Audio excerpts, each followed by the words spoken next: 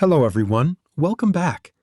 In this video, we're looking at a simple AC to DC converter circuit built using four 1N5408 diodes and a 1000 microfarad 63-volt electrolytic capacitor. The circuit is placed inside a compact box, making it easier to use and safer for daily testing. A switch is added on top to quickly turn the output on or off. This design is very simple because it only uses a bridge rectifier and a filter capacitor. Even with minimal components, it can convert AC voltage into usable DC voltage. The input voltage range is from 1 volt AC up to around 30 volts AC.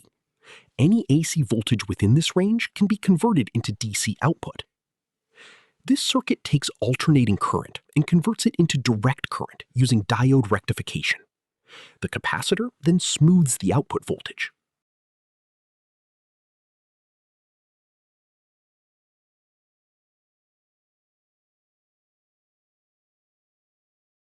One advantage of the 1N5408 diode is its high current capability.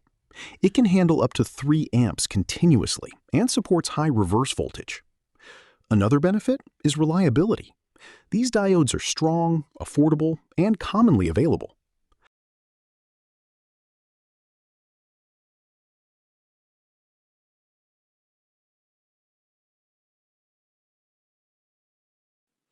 Why is the DC voltage higher than AC?